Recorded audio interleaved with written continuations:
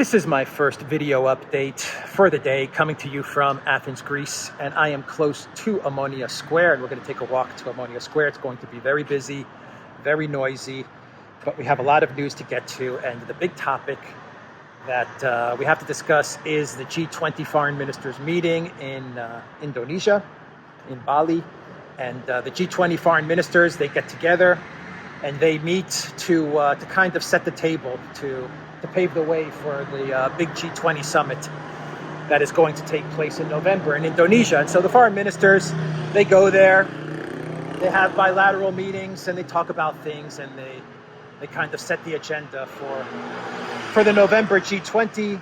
Of course, the big topic for the November G20 is if Vladimir Putin is going to actually attend that meeting in person or if he's going to attend it virtually. The Kremlin did confirm that Putin will attend, but they haven't confirmed if he's going to be there in person. Ursula von der Leyen came out with statements a couple of weeks ago, and she said, if Vladimir Putin shows up in person, I'm going to give him a piece of my mind. And then Ursula von der Leyen is going to tell Putin how much she loves horses. Ursula von der Crazy. And you had the new Australian Prime Minister, Mr. Albanese, talking to reporters and saying that if I run into Putin, then I am going to treat him with the contempt that he deserves. Something along those lines. So that was Albanese talking very, very tough if and when he meets Putin at the G20 in Indonesia.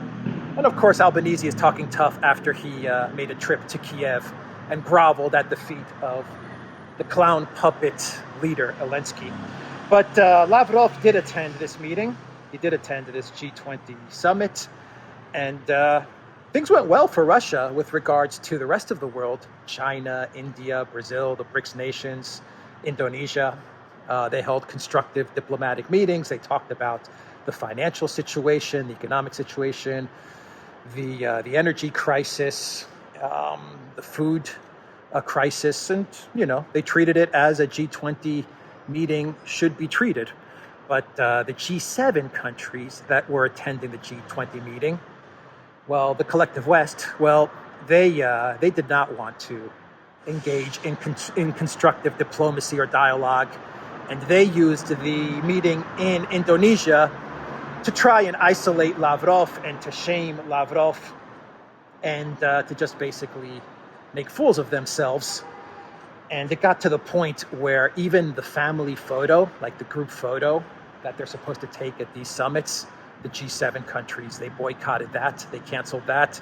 And the dinner for the event, they canceled that as well because they said that they're not going to be in a photo and they're not going to have dinner with the Russian foreign minister, so they refused to attend those two social events.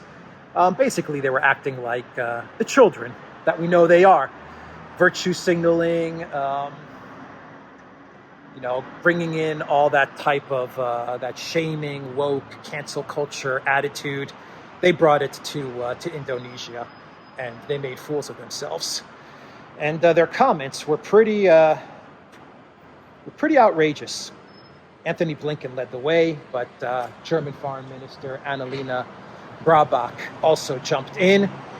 And Anthony Blinken was making statements like, let me pull up some quotes here. Blinken was saying things like, let the grain out of Ukraine. He said that, quote, to our Russian colleagues, Ukraine is not your country. Its grain is not your grain. Why are you blocking the ports? You should let the grain out. So those were statements coming from Blinken.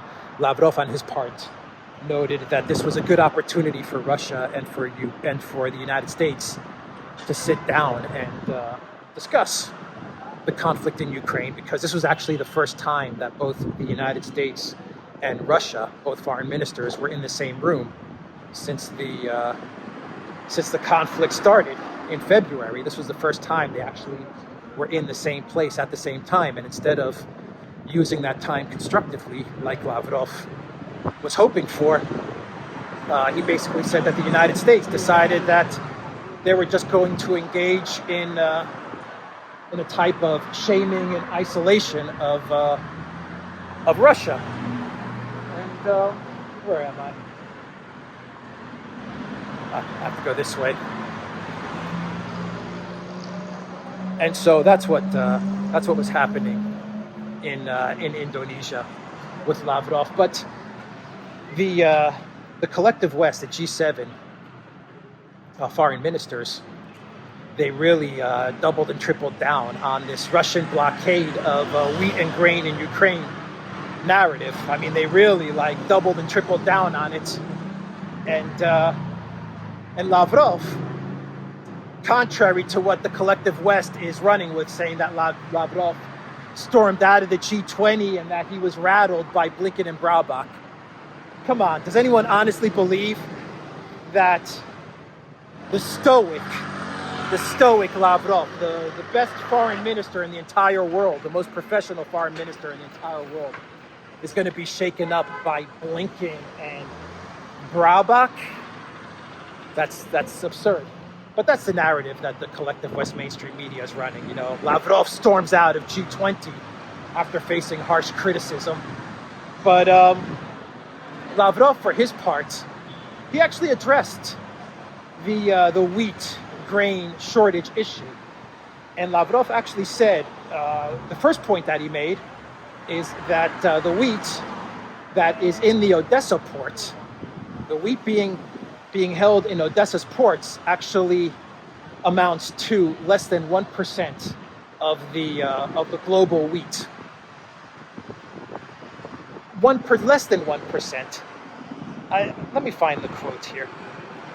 Let me cross the street first, and then find the quote. Let's see here, because it's a real good quote from Lavrov.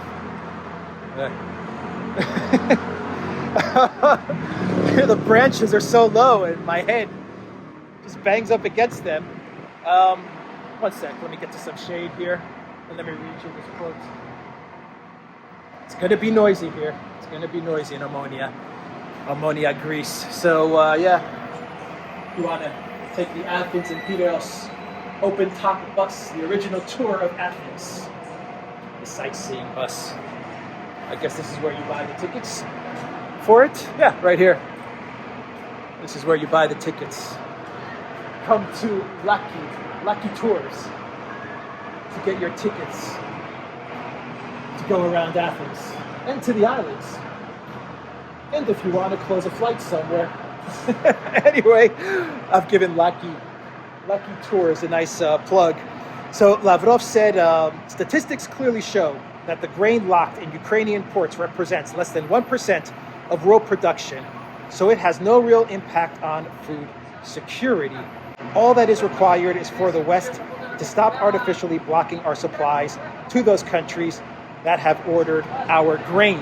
Lavrov also said that Russia and Turkey are ready to ensure the safe passage of convoys to the Mediterranean Sea and then to buyers' markets.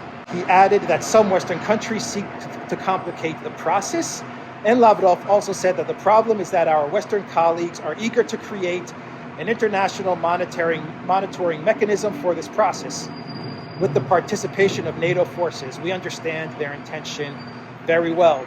The first point that Lavrov makes is, please stop with this, global world food shortage because of the grain that's being blocked in Odessa. Lavrov was like, stop with it. It only accounts for less than 1%. Then Lavrov also said that the reason this grain is not allowed out of Odessa has nothing to do with the Russian naval blockade, but it has to do with the fact that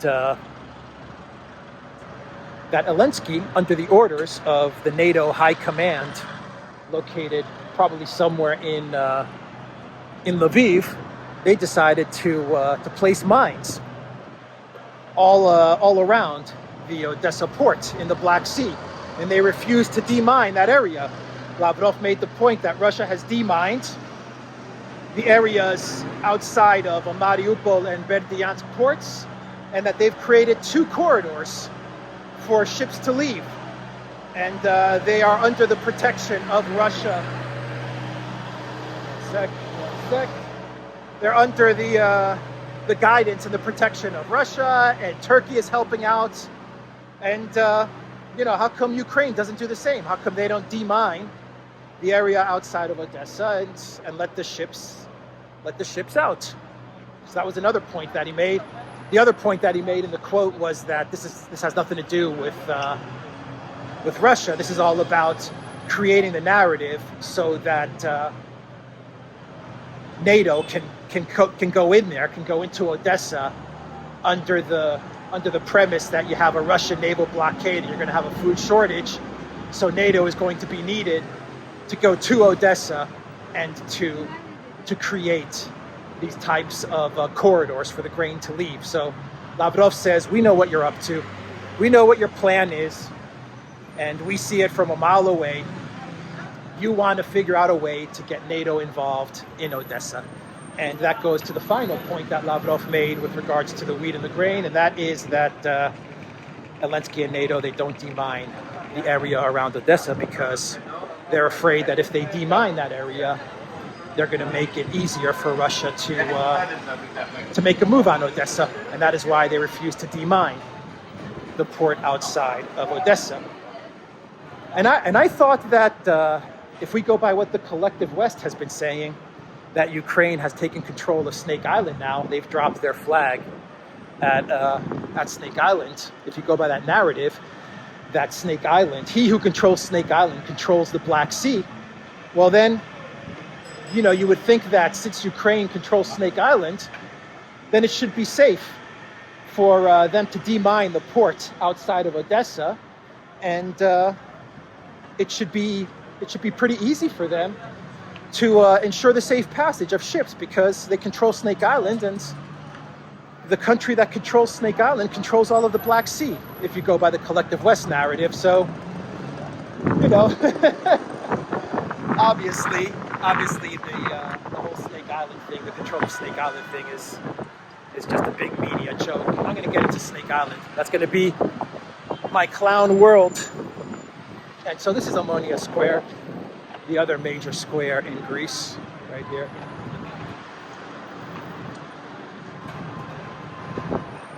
This is it.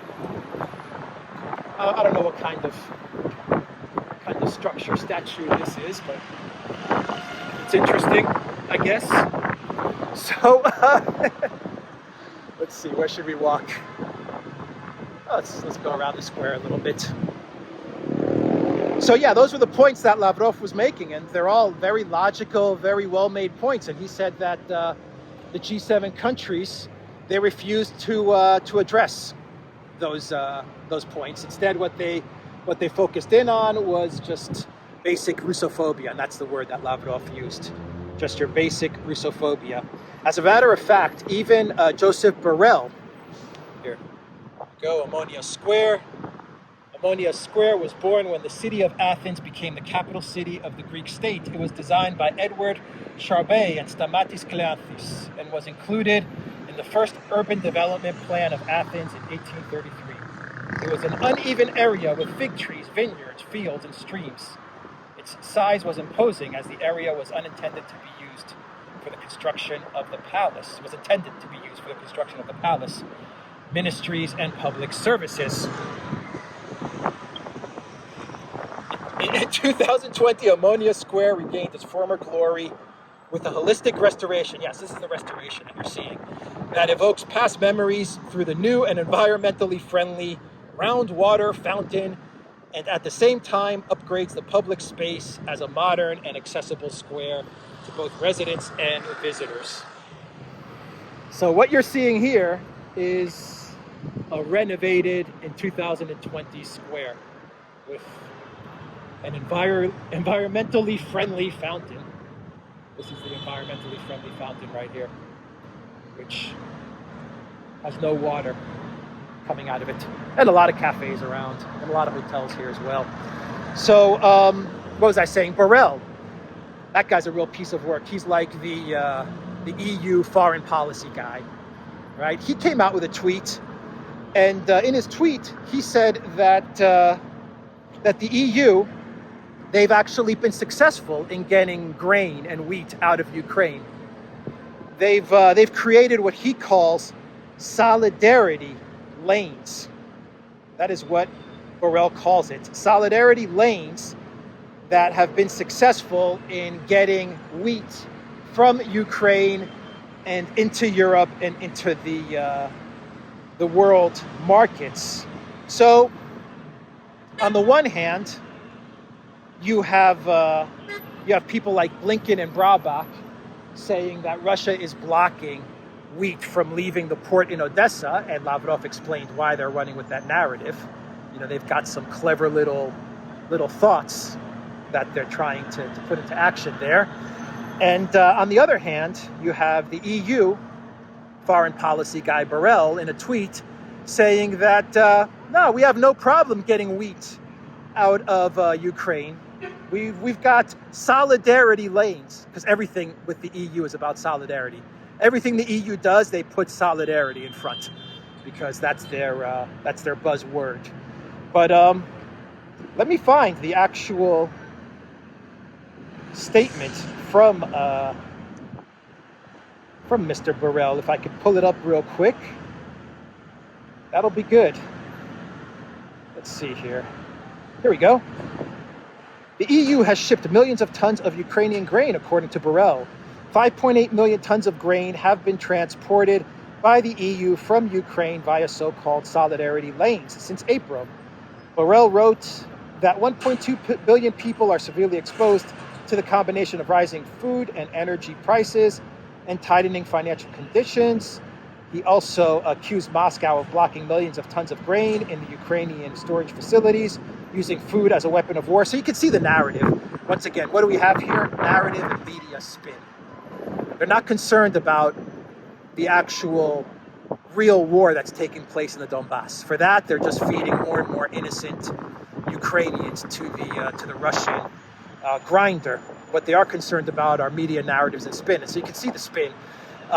Solidarity lanes, EU solidarity lanes are feeding the world because the very smart and capable EU leaders set up a plan to get the wheat out of Ukraine, while at the same time, the evil Russians are blockading Odessa and not allowing the wheat to leave the port in Odessa.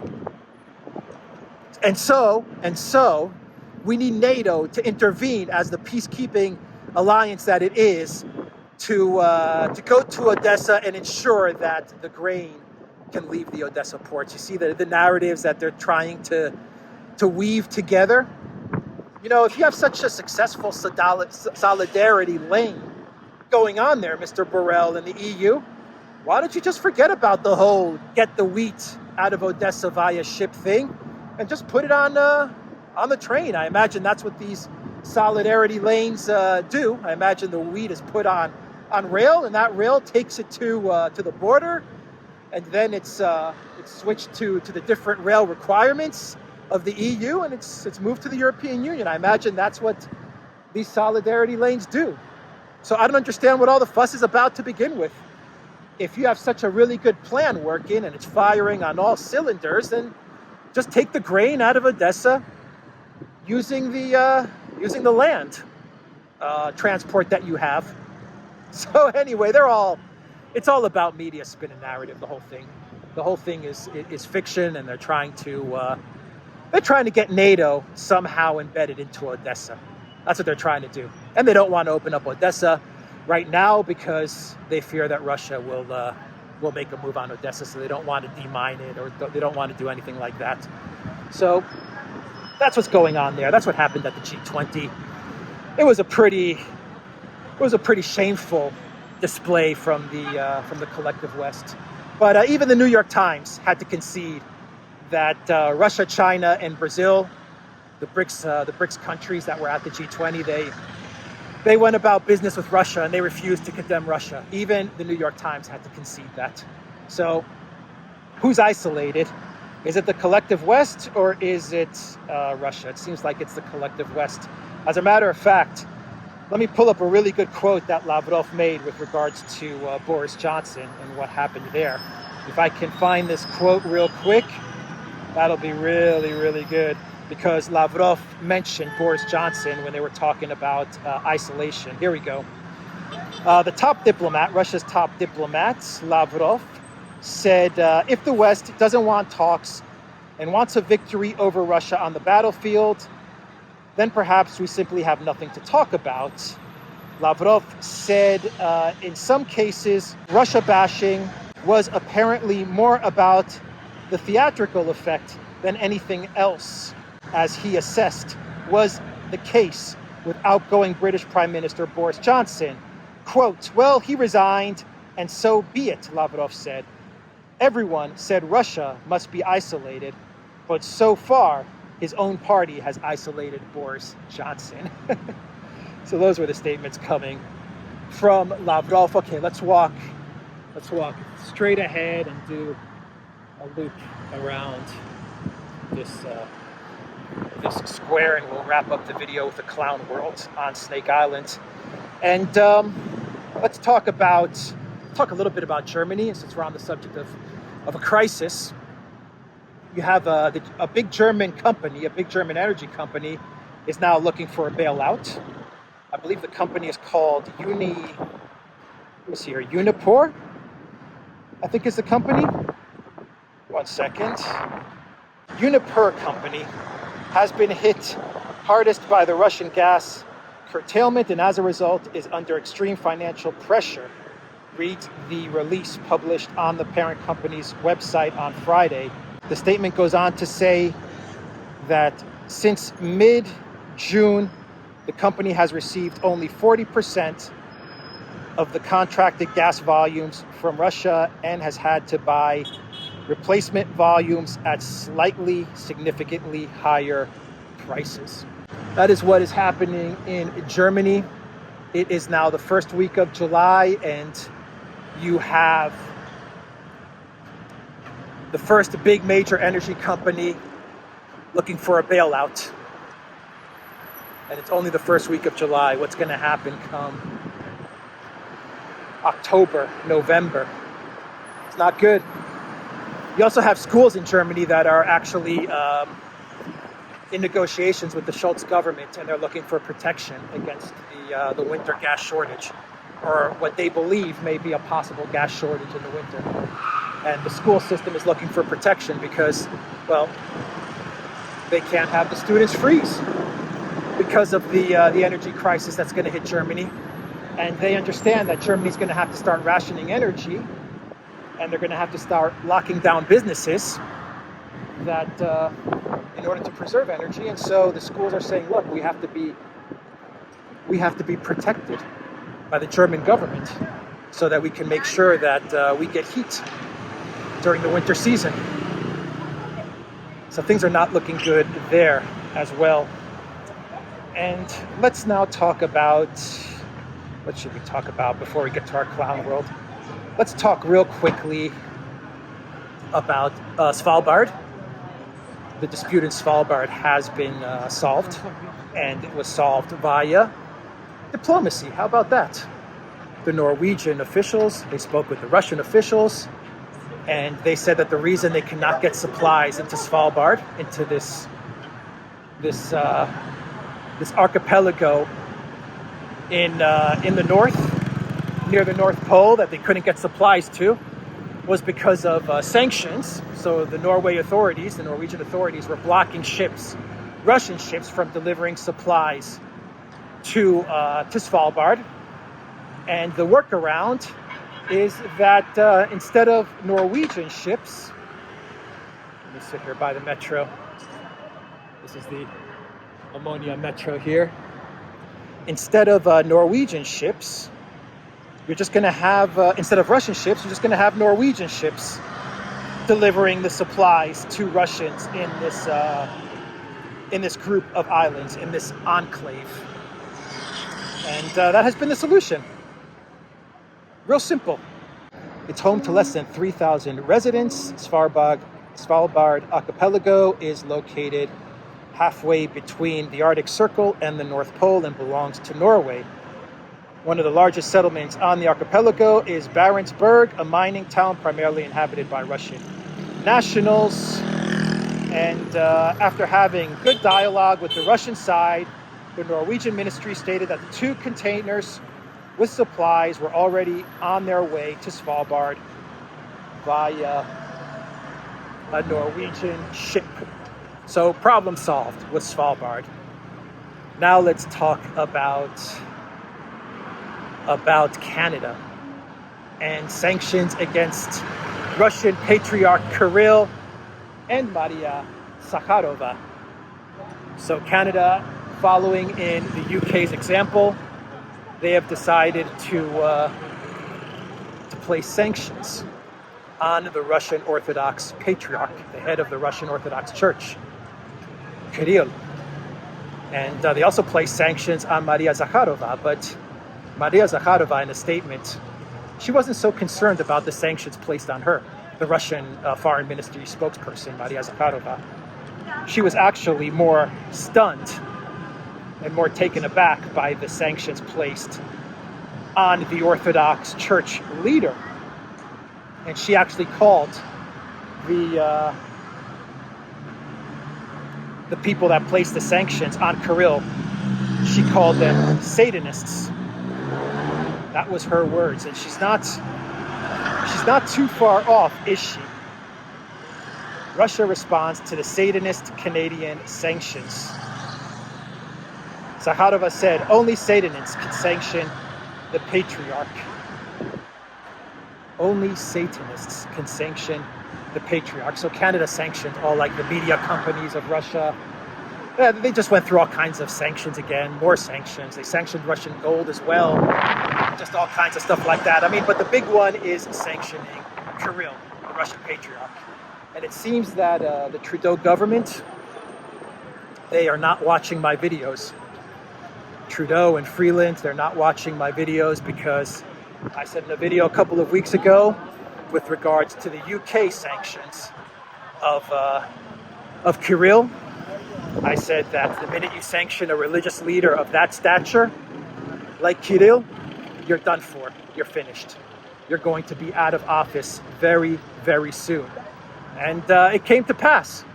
And so this golden rule, which has happened in the past as well, I've seen it happen where they've gone after religious leaders, like real religious leaders, politicians, and they've gotten crushed. I've seen it happen in Greece, specifically with former Prime Minister Papandreou, George, that signed up Greece to the 250, 300 billion in debt. That guy, that Prime Minister went after the Orthodox Church and he got pummeled.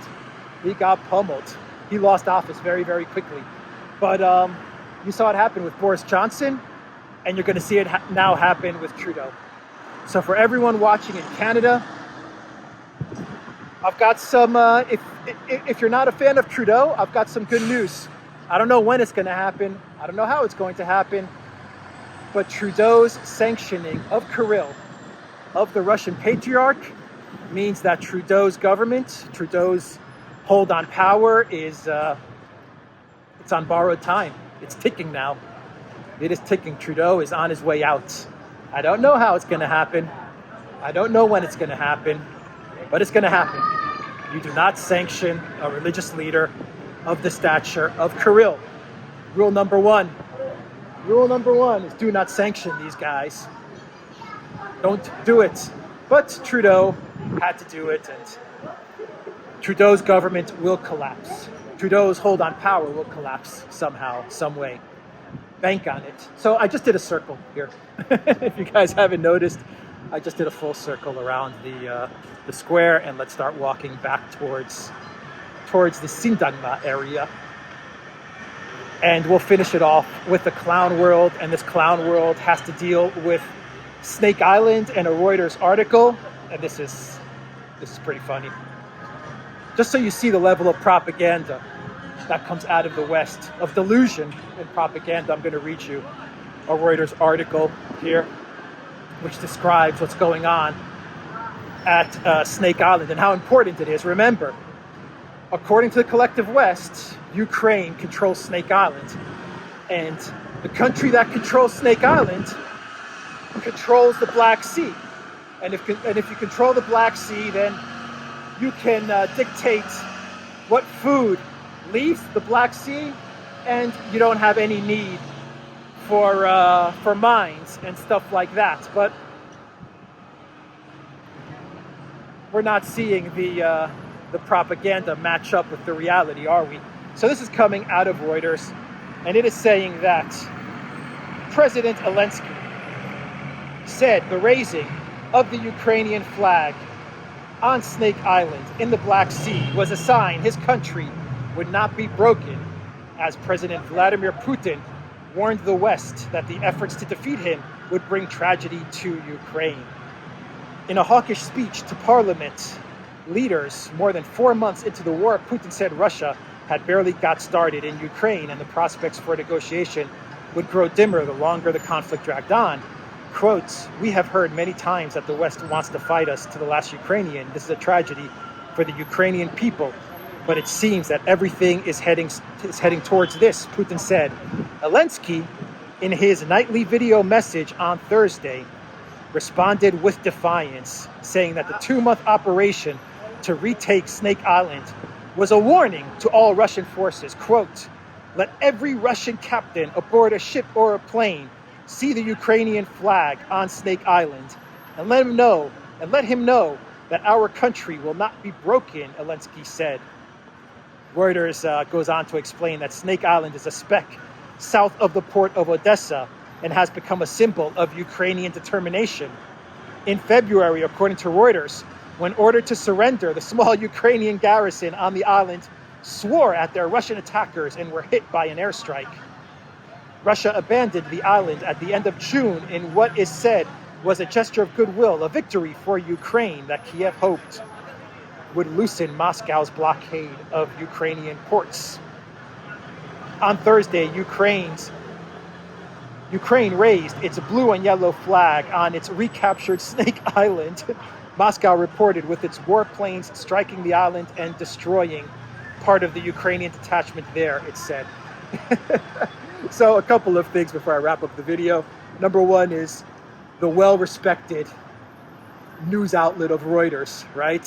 The fact-based news outlet of Reuters is still running with the dumb story that the Ukraine military on Snake Island said the curse word to the Russian invaders as they were attacking the island, and they fought bravely to hold off the 500 strong Russian army. Like the 20 Ukraine soldiers on Snake Island fought 500 Russians, and they defeated most of them and told them to go buzz off in what was, you know, the bravest defense of Snake Island. Reuters is still running with that fiction. I thought that was really, really interesting. Reuters actually believes that Ukraine raised a flag on Snake Island. I think that's interesting. More like Ukraine dropped a flag on Snake Island. I have heard reports that the Russian military, the second time Ukraine went there to try and put a flag on Snake Island, because this is the second time around they've tried to do that. I did hear that the Russian military, they sent some missiles their way and they liquidated some Ukrainian soldiers. I don't know if that's true or not. That is what the Russians are claiming. But Reuters has to throw in there the fact that there's a Russian blockade in Odessa, and that is why Snake Island is so important. All the narratives contradict each other. You know, they just all contradict each other. They make no sense. But that's coming from Reuters. So they're championing the whole Snake Island, the recapture, as Reuters says, of Snake Island. The very strategically important Snake Island. So I think I will wrap it up there. That is my clown world. Let's see. I'm going to have to get through this crowd. You guys want to come with me through this crowd? Let's go through this crowd here. Let's do it.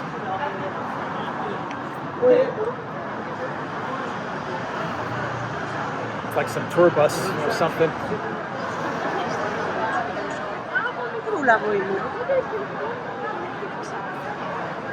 Okay. Yeah, it's like some tour group, a big tour group.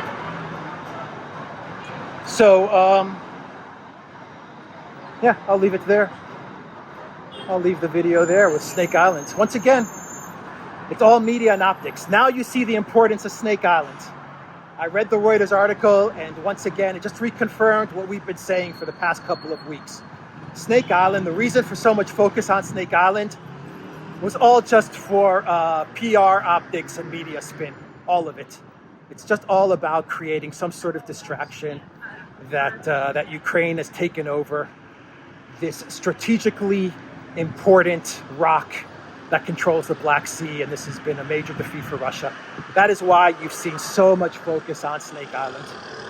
And even though there are no Ukrainian forces on Snake Island, Reuters is more than happy to push out the fake news that Ukraine has taken over Snake Island. And this is some big victory for Zelensky and some big military defeat for Russia. Anyway, that is the clown world. Check out Alexander's channel, check out the Duran's channel, and go to theduran.locals.com. Take care.